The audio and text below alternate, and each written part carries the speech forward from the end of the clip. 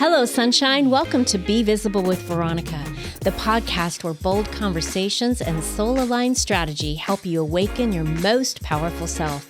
I'm your host, Veronica Bond. Get ready to stop dimming your light, own your magic, and finally be so visible you can't be ignored. Let's get visible. Hello, sunshines. Welcome back to Be Visible with Veronica. Last week's episode with Andrea Merrill, the TEDx genius, shares 3 tips on how you can sell your most fantastic product from stage, but more importantly, how to wow your audience and pull your story forward. So make sure you go back and take a listen. Today's episode with Tracey Kaster will inspire you, because she not only came to the States and is a new citizen of the United States, she brought her family from Canada. She has an incredible, long, beautiful marriage that we have in common and we share a lot about. And 3 kids, right? That's right. And I just love entrepreneurs who share how they've been able to navigate being a mom and a wife and having that foundational layer that I think is so impactful for growth in our business. And some major shifts she did not see coming with her business that she had to change. And it's all about visibility, because guess what? She also has a podcast you're going to want to listen to. It'll make your life at home in the kitchen a whole lot easier. So welcome today, Miss Tracey. Thank you. I'm so happy to be here, Veronica. I'm thrilled to have you here because you speak to so many women entrepreneurs who are navigating through being a mom and all the things that requires to be in your kids' lives and have this incredible support from your husband. You've been married how long now? 24 years. Amazing. Congratulations. Thank you. And then trekking here from way North America, coming from Canada to become a U.S. citizen, dual or? Yeah, we're dual. And actually, we had a pause along the way. So we spent 5 years in Munich, Germany on our way to the U.S. Okay. I don't even think we've ever had a chance to talk about. But yeah, it's been a wild journey for sure. But here you are, and then the shift. So these are 3 things we're really going to highlight. Having this foundational support with man of your dreams, watching you build a business, then that comes crumbling down unexpectedly. And in the meantime, you're sending kids off to college, you're getting them prepared through high school. You take the trip now that I learned about, the 5-year detour in another country, and then you come to the States and you decide to get your citizenship. So let's just share from the very beginning, when you knew you were leaving corporate America. What was that like, and why did you decide to leave the secure job? Yeah, it's a great place to start. So we were living in Ottawa, Canada. My husband and I are both Canadian, and actually our kids are all Canadian as well. So they were all born in the city of Ottawa. I was in the HR payroll industry in a management position, not on the doing payroll side, although I did do it once or twice when I had to, because sometimes that's the way it goes. I spent many years, I think 13 years in the sales side of that business. And then I was running a management job, looking after the operations of our international payroll. So we were sort of overseeing payroll for a company that had 1 or 2 people in a variety of countries and wanted sort of one throat to choke, if you will, one phone call, one call center to help with one guy to get paid in Norway or one person to get paid in Brazil. And I oversaw that in all the relationships. So it was a pretty big job. I was young. I was still in my 30s. And my husband called one day. He was away on business. And he said, they want us to move to Munich. And I said, let's do it. I actually don't even think I thought about how it would impact me. I just thought, wow, that's amazing. And I had actually studied German for a year at university when I was there. Not. I did. Yeah. Wow. I very poorly. I was but still, horrible at it. Like but it was kind of serendipity. Yeah. It was. And I was in Germany when I was 18. I went with the high school basketball team from my high school went, and I was able to join on that trip and go. And I really did love the country. It is so beautiful. Kaster, my family name, my husband's family name is German. So we thought there was just so many great little pieces of connection that made it wonderful. And so we just said, okay. And we started, that was the summer of, I'll say 2012. And we started, the preparations, and we moved on. My husband moved first in December, and the kids and I followed. I think we flew on January 3rd. Twins were 6. My littlest was 3. So I went from a corporate job where I had a live-in nanny to help out. I mean, she wasn't there all the time, but when I was at work, she was the one who took care of things. To being a stay-at-home mom to 3 kids, 6 and under, in a foreign country with a husband who traveled pretty much 3 weeks of every 4, often including weekends. It was insanity. I often joke that there was a lot of tears that first year, and almost none of them were the children. And it's kind of true. Tears and wine. I don't know. That's big stuff. Yeah.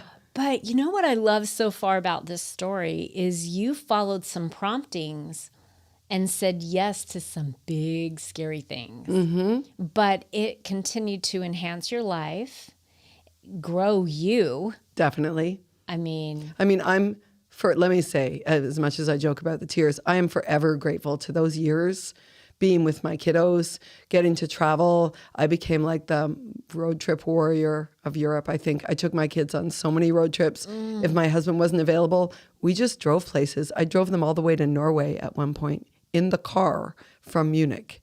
It was a 2.5-week trip. My husband's sister still lives in Stavanger, Norway. And so I was like, I'm not going to miss these opportunities. You don't know. When we first went over, it was a 2 to 3 year. And they came back to us after only 2 years and said, do you guys want to stay here?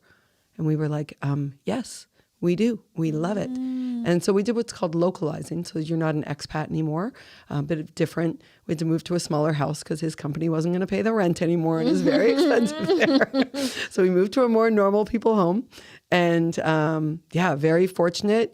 And then a couple years later, his company decided to close in Germany. And we, again, were very fortunate. He was one of the only employees that they offered a position to move to the U.S. And so then they moved us here. So when did you start the entrepreneurial journey? Did you know you wanted to do something? Were you looking to grow Tracey? It was time for you to put some energy and focus into having some fun money or a different kind of an impact, or like, what was that journey like for you? Because great question.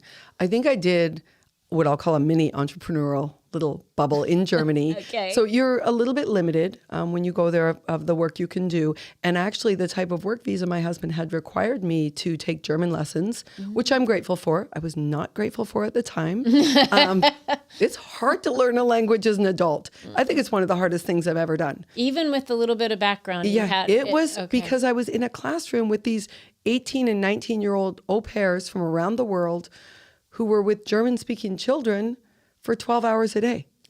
And so their German was exponentially getting better while mine stayed stuck in the mud. And it's not an easy language to learn. It doesn't sound like at it all. would be. So, but were your kids acclimating to the language? Or were they struggling too? That's a whole, honestly, we could have 3 episodes on this. But here's the nutshell. We were living in Ottawa, in the nation's capital in Canada. We didn't know we were going to move. So our twins had been schooled in French immersion. So they weren't even allowed to speak English on the playground at school. At home, fluent in English, but couldn't read or write in English because their schooling had solely been in French. So then we moved them around the world. Who thinks this is a problem? They were 6. I'll never forget the school sitting me down and telling me that one of my twins was 18 months behind. I looked at the administrator and said, they're 6. And she said, I know, 18 months behind.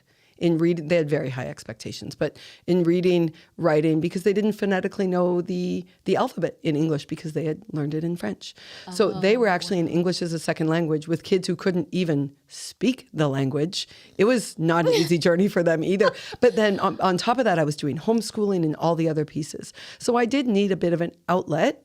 And so I decided I love to sew. It's a fun fact about me. I don't even know if you know that, but I did not know love this. to sew. This I sewed great. Tons of clothes for my kids when they were little. I'm sure there's somebody around the world who's listening to this now going, I love to sew. Yeah. That's what I do. Mm-hmm. Did you turn that into a business? I did. So one of my kiddos was meeting with sort of a therapist to help with just some the sitting still in the classroom and sort of how different textures and tactiles could actually affect your being in the moment. And it was something I didn't know much about. And I actually started my first job working for a therapist making custom weighted blankets. So often people will go to Target here, and I'm not knocking anybody that goes to Target to get your custom weighted blanket. That's fine. But the truth is there is a true science behind a weighted blanket. It actually shouldn't be much bigger than the size of the person using it. The weight should be proportional to the body weight. There is massive science behind it. So I worked directly with this therapist, sewing for their customers, giving receipts, even covered by some insurances. It was pretty cool. That's so cool. And what I realized there is that in that culture, in that community, people weren't afraid to pay for quality handmade items. And that's a rarity. It's not something that's easy to find anymore. And so I turned it into a custom children's, I see you already thinking about your granddaughter. I see that sparkle in your eye. A custom children's clothing business where I would take fabric to, let's say, a Girl Guides event that was happening, and I'd give them one or two options of patterns, and then kids would be like, oh, I want it in that fabric, or I want it in this fabric, and I never made the same thing twice. So you created this bespoke children's boutique. It was so much fun. So custom measured. My kids were not typical sizes. They were always really tall and lean. So it might be a size 4 waist and a size 8 leg. And so I got very good at drafting patterns, which I completely just learned on the fly, frankly. My grandmother taught me to sew. She was so good at it. That HR background could teach you how to adjust on the fly. I know, it's true. So that was my first kick at the can entrepreneurial, and I had so much fun doing it. Kick at the can. And I really did. I even now will see a friend of a friend who's got a younger sibling, and I know they're wearing something. I just love it. Or my Facebook memories. Was there a name? Did you have a business? It was called Sewing for Therapy because it was for therapy, but it was also kind of my therapy. You need that when you're a mama and you got 3 kids at home, and it was heavy, when you're told your kids are behind academically, it hits your heart a little. And I'm not a teacher, but I felt very responsible. I felt like I had not prepared them in some way. It's very heavy in that moment. So to have this opportunity to do something that really filled my cup, because people always say you can't fill from an empty cup. But True. Fun fact, moms do. They do it all the time. Those cups go into beyond empty without ever refilling. And so for me, it was a great cup filler. I loved it. I still sew sometimes now, but I do only have 2 machines now. I did have 4. I might have a bad addiction. They all do different things. They're all very different. Tell me they're all doing something different. I did used to have an antique one. I ended up getting rid of it because I just never used it. And I was like, I have to, purge a couple of things. So that was really my first try. And then we came to the U.S. in 2017, and I was not just allowed to work. That isn't a privilege they give the spouse of someone coming on a specific work visa.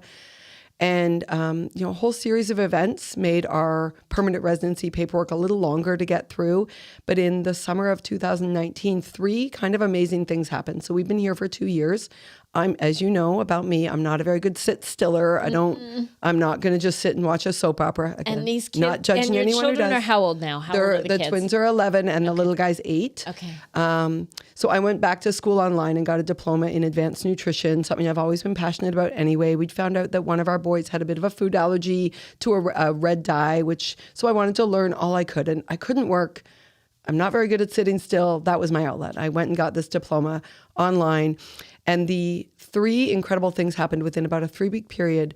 I got my diploma from this school. I got my permit to work here, and a company that I'd been a very big fan of in Canada for literally decades launched in the U.S., a food company. Wow. And so I was one of the very first 50 people to sign up with that company. And it was really all about healthy 20-minute meals. I cooked at your house for you. Yes, you did. So, because the kids are getting older now, and you're getting busier in their activities. And they're eating a lot. So I think that's really was the key for me, is how much that business was branded Mealtime Survival, because that resonated with me. And I remember I would have other team members be like, I don't know how to brand my business. It was like, what does it mean to you? What problem is it solving? And for me, it was Mealtime Survival, because they would get home from school, specifically my two boys, and they'd want a mini meal, I like to call it. But really, Before for dinner. regular families, it was a meal. Like, they're not looking for milk and cookies or a peanut butter sandwich. My boys are looking for like meatballs and broccoli. My kids are great eaters, so I cannot complain. And 2 hours later, hey, Mom, when's dinner? And sometimes before the dishes were all put away, do we have anything to eat? Like, it was non-stop cooking. So for 5 years, I'm not even kidding you. I enjoyed that business a lot. I loved helping people. I loved being in people's kitchens. I knew the difference it made for me in my life, because there's a tone in your family when you think about dinner being easy and everybody likes it and you're happy and the dishes are simple and it doesn't take long to make and it's healthy and nourishing. That sets one tone in the family. But if you flip that around and a dinner where you're cooking 4 different things because everybody's picky, nobody likes it, people are complaining, they're not eating, kids who don't eat don't have regular systems, kids who don't have regular systems are cranky, it sets a totally different tone for the evening. And it really mattered to me to be part of that journey for families to help alleviate stress, maybe if they only chose to cook at home one night a week, but what a gift that is. Seriously. And when you're running kids around because you're taking them to all their activities and then you're running your business and you come home, the last thing you want to do is run around the kitchen. But if you haven't planned properly, I had to really learn how to do that. And more importantly, we wanted to create these family dynamics around mealtime. And I watch my daughter do it now with our granddaughter, and her husband really intentionally create this dinner time together. And we started a tradition where not only would we give thanks for our meal, but we incorporated that in our family. We would share what was the best part of your day. So sitting down, and I miss that right now because we're empty nesters. And so there's a shift, but you watch that pattern replicate and duplicate in a really beautiful way. And habits, good or bad, will duplicate. Kids 100%. will duplicate what they see and what they're used to and what they're watching mom do and how you're making it for them. And you're not just teaching them how to, now they're in college, right, Tracey? One at college. My son will start again in January, and then I have a high school junior. So you're watching them leave the home, and you're hoping that what you showed them is helping them also create new patterns and habits and remember some things from mom. But you took a business, you took an idea, and I think the through line for all the entrepreneurs that have been on the show has really been, I had a problem I was dealing with. I found a solution for it that worked. I went out and had proof of concept in my community or at home first, and then expanded to friends, and then expanded to friends and family, and then became referral. And when we first met, you were so completely busy with your referral business. I was. People were just coming to you constantly, show us what to do. You were going to your community clubhouse and teaching people how to make these incredible meals, which then you started planting the seed. I want to talk about this more to a larger audience and make a bigger impact. And I think I might want to start a podcast. You have the voice for it. You have the knowledge for it. You know the direction you want to go. You have years of history that you can pull from. But the company you were excited about closed their doors. They did. And I actually signed the contract and everything for that podcast last October. So over a year ago now, which, wow, sort of hard to even think. And we had it branded. It was going to be called Mealtime Survival. Again, that's very, I almost called it Eatitarians because that is how I refer to my 3 children. Listen, if anyone would have told me that 3 teenagers is more work than 3 toddlers, I would have told them they were crazy, but it's true. So almost called it Eatitarians. But we did all the work, and through a series of personal things with me and personal things with the gentleman who worked at the studio at the time, we just never ended up getting it together. And fast forward to January of this year, and the company, with no notice, declared bankruptcy. Actually, it's a bit of a sore point for me because they did not, I don't think it was very ethical, in my opinion. So I quite frankly spent a few weeks licking my wounds, wondering if maybe it was just time to consider something else. Yeah, it wasn't easy. Let's just sit with that for a minute, because I'm sure there's quite a few people listening to this right now thinking to themselves, I have sat in that chair, Tracey.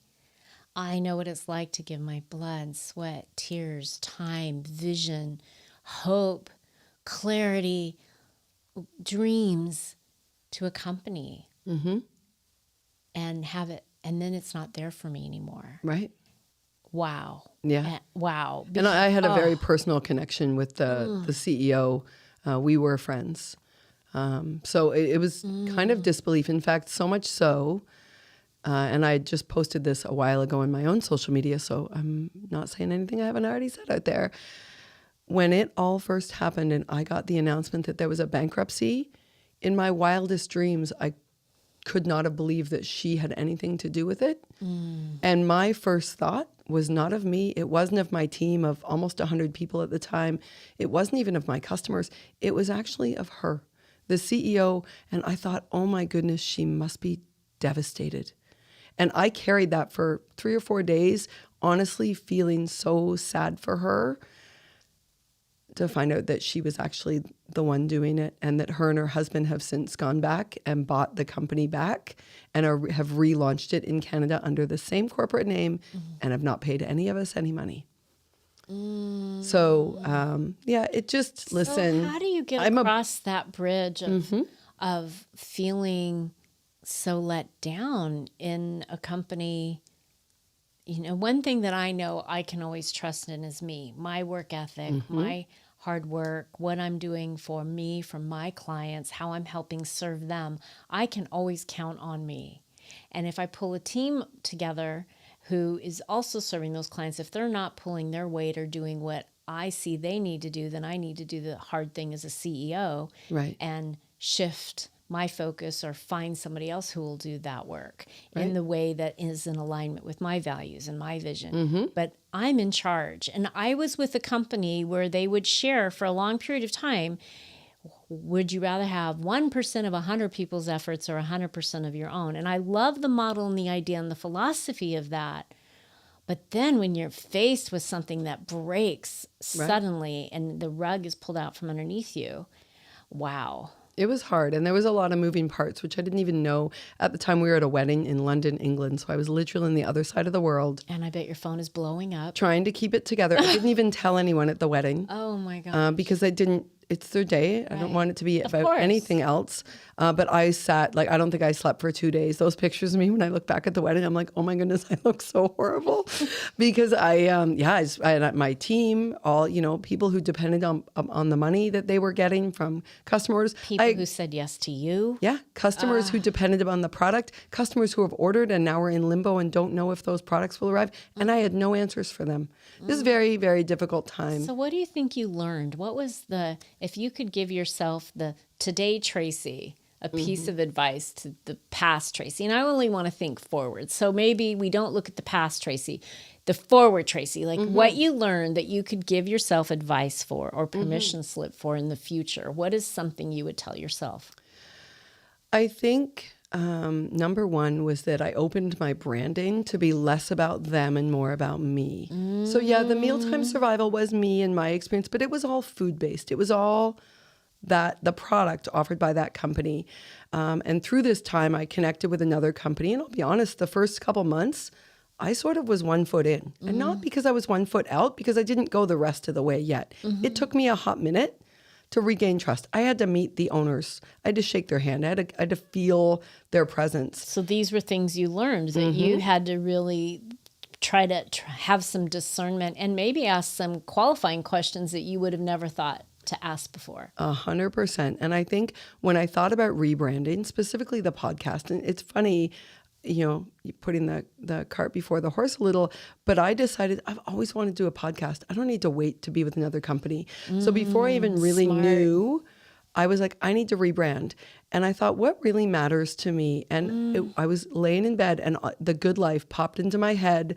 I love that phrase. I love intentionally doing things every day that take me towards being better. And you really do walk your walk. Oh, that's one of the reasons why I wanted to invite you on here to share your story, because being in such gratitude for where you've come, having this beautiful relationship of 24 years, saying yes to the new country, to the company, coming to the States, having all of these things that you're doing and raising these 3 beautiful children. These are big yes moments that, quite frankly, a lot of people won't say yes to because they get really comfortable in their comfort zone. Right. And then all they're doing is sitting there thinking, but what if? Right. And you said yes to all of these things.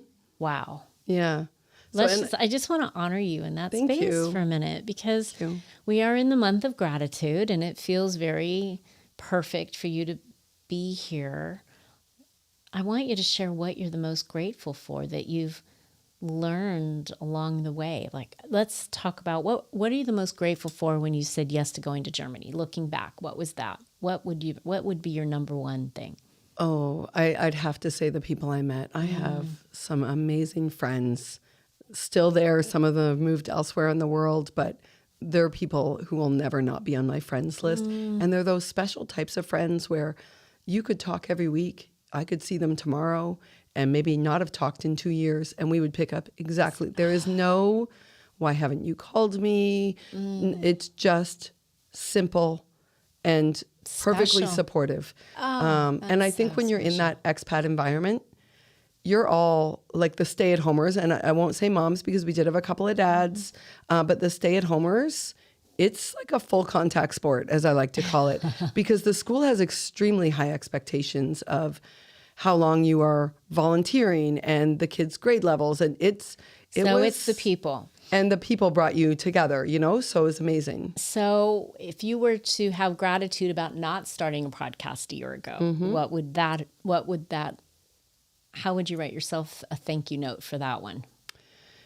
Yeah, well, I think I'm a believer in divine intervention, and I think it just worked out exactly the way it should be. And what I love and what I'm really grateful for with this podcast and the branding I've done is it can go wherever I want it to. So if what the good life means to me can be the journey of anyone and my guests that come on as well. So it allows evolution. So you got to think about that. And agility, which I like. I love this. And so here you are. I know that you're a master networker. You're a wonderful connector. You have grown this. You've continued to be in an entrepreneurial zone.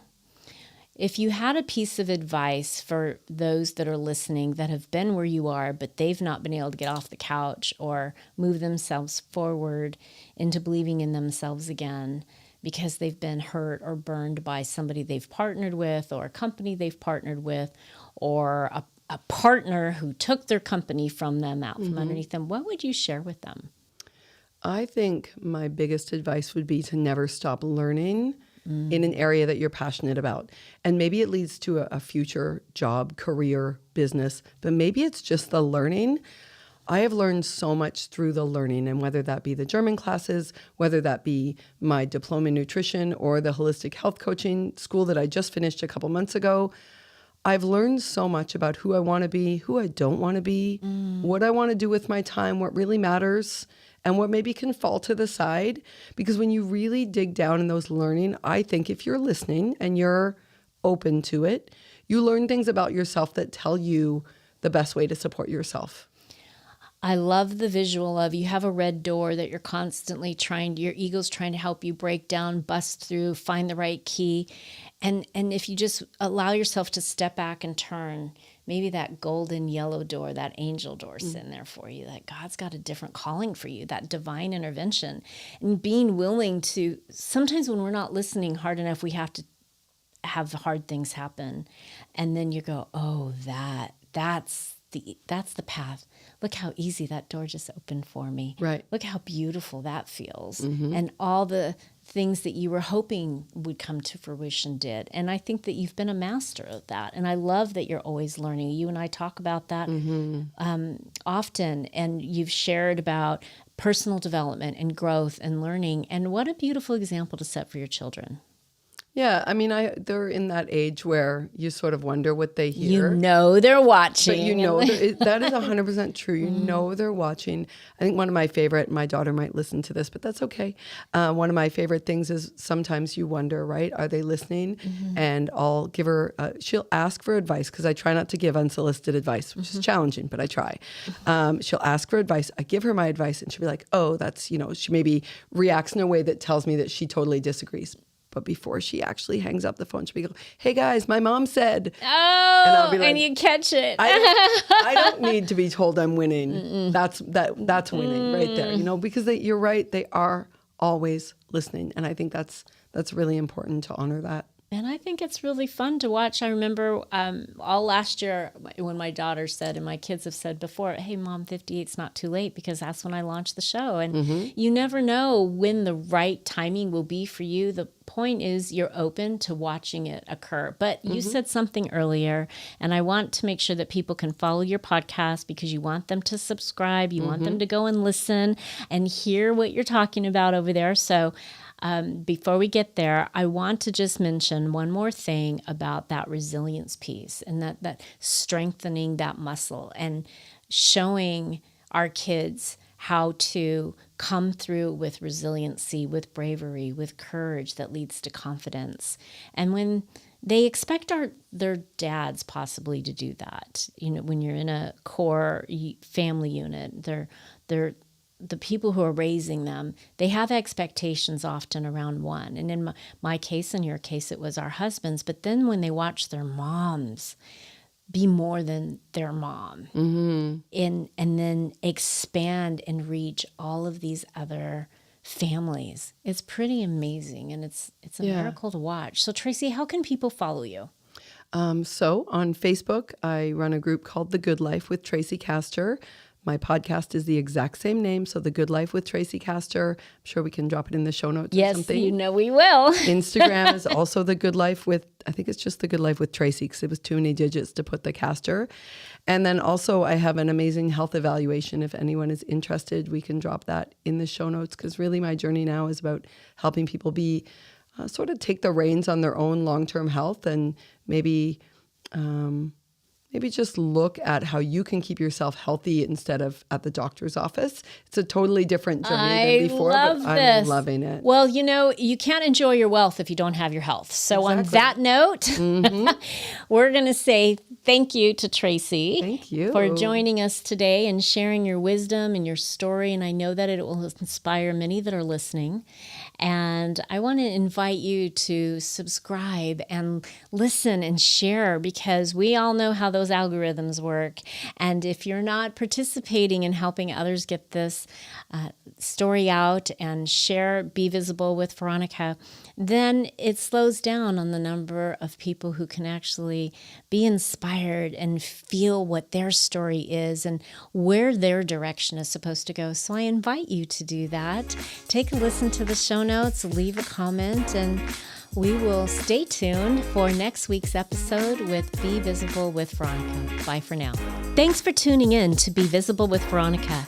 If today's episode sparked something in you, share it, tag me, and pass it on. Your presence has power, and the world is better when you let it be seen. Don't forget to subscribe, leave a review, and keep showing up as the unstoppable force you were born to be. I'll see you next time.